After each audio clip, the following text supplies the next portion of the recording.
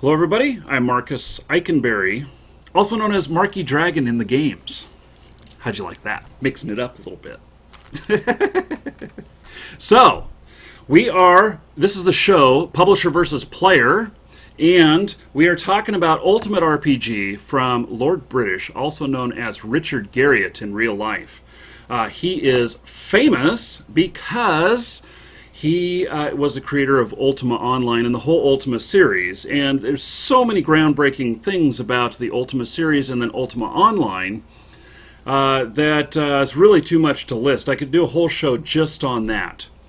And so he has asked a couple of questions of people on the Ultimate RPG fan page in Facebook, which it's facebook.com/Ultimate RPG, and that's where you can find the fan page. I will put a link to it in the description of the YouTube video, and then those of you who are watching it live, you can head there right now.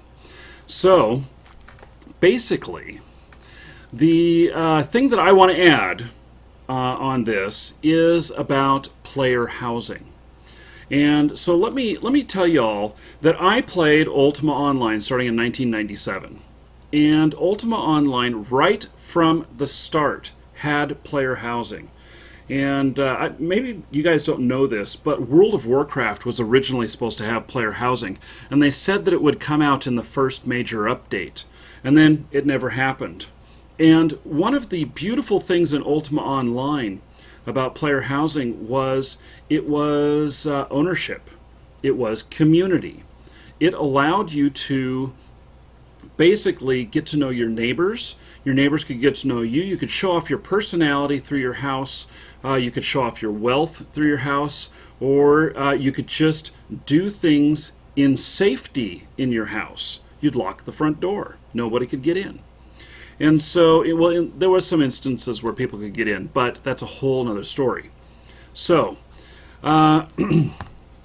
basically, let me just go over, for those of you who have watched the other Publisher versus Player about Ultimate RPG, you will have heard these things before, but I just want to go over the Lord British canonized truth really quickly. And basically, it's 4 items as of the moment, and one of them has to do with housing. So, number 1, Ultimate RPG will play on mobile as well as PCs. Ultimate RPG will have player-owned real estate as openly placeable as possible. And I'll get to tell you some more about openly placeable. Let's see. Ultimate RPG will have interactive decorations. This is going to be very important in housing. Most everything that looks operable should operate. And then Ultimate RPG will contain virtues and ethical parables. Now that goes back to Ultima 4, where those were introduced, and basically it added concerns with morals and stuff like that into a game. And it was the first time that it had ever been done. Without it being a religious game. So, basically, I want to hear from you guys what you want in player housing. And now, while you are posting your suggestions here, which keep them coming because when they run out, this video is over. Those of you who are live. And the basically, in Ultima Online, I bought a house. My very first house was this little house. It was just a little wooden shack. And basically, in this little wooden shack, I was, let's see here. This little wooden shack, I think it was just a little thatch roof.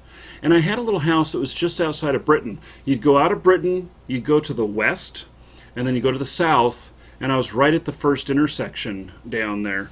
And it was as close to being inside of Britain's territory as possible. In fact, the guard zone came right up to my house. And that was pretty awesome, to say the least. Now, the player housing afforded several different things. One is I worked my ass off in order to be able to afford a house. And then this house afforded me to be able to go inside, lock the door, and then to basically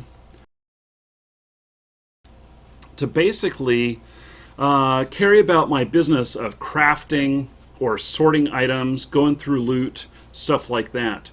It also allowed me a lot of creative expression because I was able to put things in my house, and I had like an anvil and a forge, and then I had chests in there that I could put things in. I could store things in there.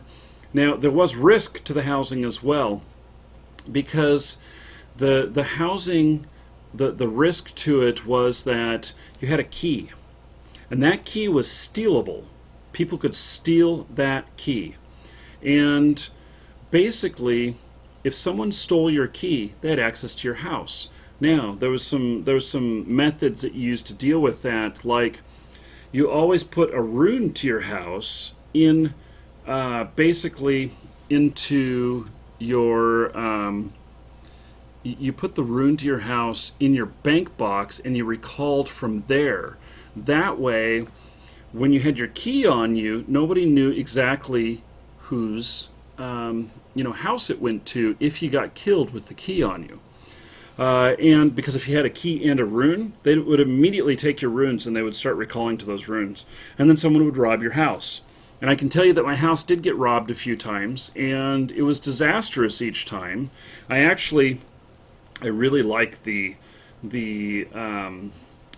threat of having my house broken into, but at the same time, I didn't like the fact that I got completely wiped out a few times. And one time, especially when I was using this little house as a storage room for my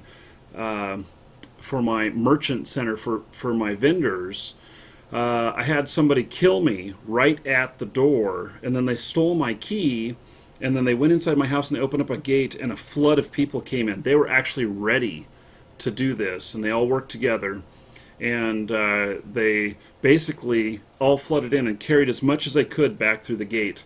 Now, what we did back then is we didn't have all these instant messaging things. The only thing we had was ICQ. And I immediately ICQ'd all of my friends. And I'm like, holy cow, I'm being robbed. Help me. And a whole bunch of friends showed up with dragons and everything. I mean, it was just awesome because they obliterated all the other people. And they saved about half of my stuff. And then they guarded my house until I went and got a new key made. And so that was a lot of fun. I actually really enjoyed that. And now, as far as creativity, there's a whole bunch of things you can do with player housing. One is it allows someone like me to show off exactly what I'm about. It allows me to express myself. And so at the beginning, I was a craftsman, and I was just making stuff. Later on, I became a merchant, and so I had a whole bunch of vendors in there, and I turned it into a store. After that, I basically I became so wealthy in the game that I paved my entire floor with golden checks, all 1 million gold checks. And it was just a display of my wealth because I had so much money I didn't know what to do with it all. And so then, even after I paved all the floors of my castle, I then started putting columns of them up and everything, and I was just insanely rich. It was disgusting. I plan to do that in Guild Wars, just so you know. Become disgustingly rich. Now, I really love the Ultima Online style of housing and the free form of it and the risk of it. And I think that should be included in any new game. I've been waiting and waiting and waiting to see it. So, basically, then there were some other versions of player housing that I saw in other games. Now, I don't know if Star Wars Galaxies was one of them. Broken Spoon talked about Star Wars Galaxies, says they got it right. But I can't even remember what it was, like AO or something like that. I don't even remember what game this was, but they did instanced apartments, and they were gray and they were ugly. And yes, you could place things around, but you couldn't show it off. Nobody could be walking by through the neighborhood and see the stuff. And so basically, I want to be able to show that stuff off. That's very, very important to me. And so, that is important in the fact that basically it is an expression of everyone, and it gives ownership, and it allows you to build communities. And so especially I'd love to see some stuff like maybe houses being connected together, to where players can be more of a commune. And we used to place houses together sometimes in a circle and block everything off so that the center area was a common area that only our homeowners could get to and stuff, and that was really awesome. And I really like the freeformness of being able to do that, because what it allowed was for a lot of player innovation and creativity. I don't know if the games these days can do that. And it reminds me even of Dernick, who was the master at placing houses, and we would see him place houses basically all over the place. And so he would place them places we didn't think he'd go, and he'd have a backpack full of books, and he would place books down and raise them up at the right points to be able to actually place the houses down, and then he would just put up these mansions in places we never thought they would fit. It was really, really pretty amazing. And so anyway, what have you guys got to say? Let's take a look at some of the comments here and see what you guys think. So Broken Glitch talks about homeowners insurance in an MMO. That's an interesting idea. I could see that, especially if it's possible for people to break into your home, steal your stuff. Maybe there could be an insurance claim that's made. I wouldn't want my house to be able to be broken into while I was away. That would be no fun whatsoever. But I would want, when I am, say, going in and out the door, someone sneak in, a thief, or basically some sort of risk there. I think that would be a lot of fun. Now, Denaro 1987 says he used to stealth into a home behind the person, and once they left, opened a gate in front of his home, and then his friends would help pick the house clean. Well, now I can see that, and I can see that as being something that could happen and should happen, because maybe I need to have some of this really expensive. Maybe there needs to be home alarm systems. Let's see here. Now, Illegal Marzipan says, how does Lord British plan to combat the server stress that I'm sure is going to come from player housing in a modern MMORPG with a large player base? Well, that was an issue, and that is there was the big item reduction that happened in UO, and it was because when you would walk into a neighborhood that had a lot of items in the houses, you could actually get really laggy, and that was an issue. So let's see here. Lars Splansafars? You guys' names crack me up. He says housing needs to be heavily modifiable. I agree and I don't agree. I agree in the fact that modifiable, but also in the fact that creativity with a given set of tools is a lot of fun too. There was a lot of people who decorated their house with clothing and stuff like that. They'd stack them to make it pretty neat.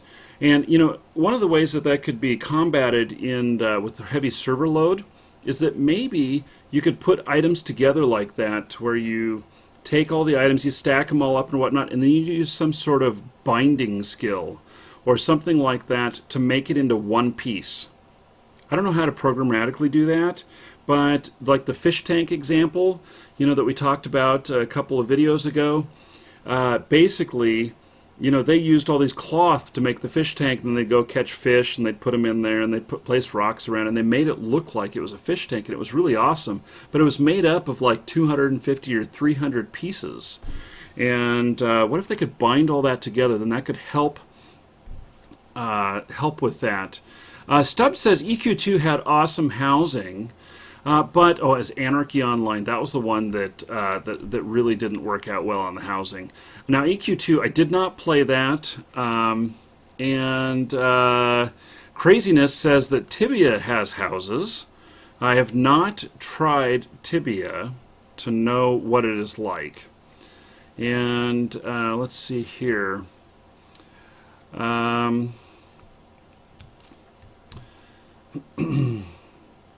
of arguing over Tibia. So now there's also Denaro 1987. He's asking whether or not Ultimate RPG will have several shards or just one. If I can weigh in my opinion on that, I would hope that it would be just one. But that is yet to be seen. That has a lot to do with the server infrastructure. So let's see here. You guys are just talking so fast that I'm having a hard time keeping up. Okay, so now Hatmeister, he talks, or Hatmiser talks about, or Hate Miser. Heat Miser. Oh my God! You guys with your late numbers in there and everything, I have a hard time reading that. So I'm just getting old. I'm only 41, but I'm just saying. So he says that he thinks that there could have been more interaction with trade skills with housing in UO. It'd be neat to contract a player as a carpenter to come out on site and build right there as opposed to a simple deed system. That's a really good idea, and that could go along with what I was talking about a binding type skill. So they could come out and place the wood all together, cut it at the right lengths or whatever, and place different things together, and then bind the whole thing together to make a whole fireplace mantle, to build a fish tank, or to build whatever. I think that actually might be a really good idea. Let's see here. Okay, and so Broken Spoon wants to know if Ultimate RPG will be able to run on a regular Dell computer, or will it need a high-end gaming computer? I suspect, because there's probably going to be two different interfaces for mobile as well as PC, but I know that in game development in general, they try and make the client as low resource needy as possible, so that the most people can play. But it also needs to be very visually appealing if they can do that. So, anyway, let's see. Vipro is asking me to touch on Eve's territory system, except I don't know Eve's territory system. But if that is a good point, they can take a look at that. And let's see here. Now, focusing on Rukin says he thinks there should be some focus on paying rent, taxes system, and the like, and train guard dogs and monsters against intruders. Oh my God! Let me tell you about one of the houses that I had. I had this keep, and I really loved the keep. Basically, I had white worms, which were a type of dragon. And I put 4 of them, one in each corner, and we blocked them in. And basically, to get near any of the things that were of high value in the house, you had to be near one of the white worms. And so if someone snuck into the house, we talked about someone being able to rob you. And if someone snuck into the house, they would probably catch a fireball from one of these guys and be taken out. And it was such a great system, and I really liked that I had a friend who used the taming skill to bring them in, and you had to be a Grandmaster tamer. In fact, it was actually above Grandmaster that you had to be to tame these. And they'd bring them in, and they would get them to stand in the corner, and then while hidden, we would place boxes around them there, and then we would lock down the boxes. And we would then use them as defenses. and it was really really a lot of fun to watch people come in and get their asses kicked. They'd be dead on the floor. And that's one of the things that I would really like to see with player housing. I'd really like to be able to trap animals. I'd really like to be able to use animals for skills. I don't know if you guys who played UO ever did any skills training to where, fighting a monster like a white worm or a dragon, your skill would go up just by fighting them. And so what we would do is we would go into the room and we would combat them, and we would our skill would go up, but we wouldn't kill them. And so because we didn't want to kill them. So anyway, that's one of the fond memories I have, and I'd love to be able to replicate that again. And let's see, oh my God. So illegal marzipan, he talks about being able to borrow against your house. I don't think that home loans is a good idea in the game, but who knows? Maybe. Let's see. So Steoff says that owning a house should bring something special to you, and that's something special. Let's see. That you can like transmute armor. He uses a different word, but that's I think what he means. And and your bed gives you 30% more rest. Or more rested experience. Making your food in your kitchen gives you special buffs. I really like those ideas. And doing them in your own home to give you that advantage, or in a guild home. Maybe give some other advantages, especially if, what if in a guild home, any of you guys watch Hell's Kitchen? And you see all the chefs working together on their team. As a team, they're able to create some more things. What if, as guild, you could be cooks and everything, and that was a cooking skill in Ultima Online.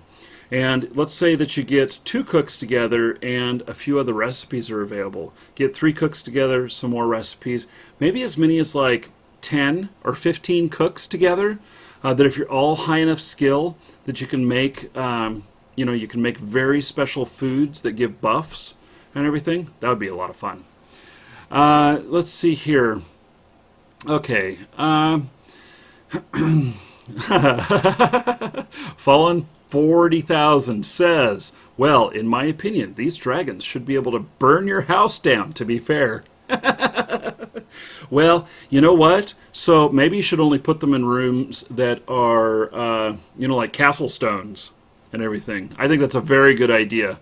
That's funny. That's really funny. So, let's see. Then Hate Miser, he says, I don't think housing will ever be as good as UO until the developers get it in their heads that items that are droppable on the ground really does add another layer of immersement. So that was one of the very special things about Ultima Online, is that you could drop items on the ground and everything, and I think that could totally fit into the thing when I talk about like the binding skill. To bind things together, and then it becomes one object. And if that could be done, I think that would be a fabulous system. I've never heard of that being done before. If that happens in the game, you guys have heard it here first. There's a lot of ideas that I've never heard of before. You guys are so awesome coming up with all of this stuff. So, and those of you who are watching this on YouTube, please do leave your comments in here, and so I will be giving the URLs of these to Lord British himself, as well as his staff, to take a look at, and I'll post these as to the pages on their fan page as well. So Illegal Marzipan, customize the music to your own house so the players can hear your custom soundtrack. That's an interesting idea. I don't know how they'll deal with copyright, but who knows? Maybe you could have musical instruments in your home that you could work hard at writing the music to it, and then it will play that in the game with that stuff. I wish that music wasn't copyrighted, because I would play some of the old Ultima Online tunes for you guys. That you could really get a flavor of some of the stuff that could be done with player-made music and stuff, because I think we could all do that these days. So let's see. Lars Pants on Fars says house maintenance.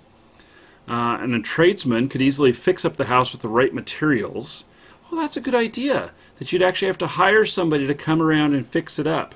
And what if they could fix it up without getting into your house, or they could be given a special key that allows them to go inside and fix up each room without being able to get into any of your stuff or allowing anybody else to get into the house.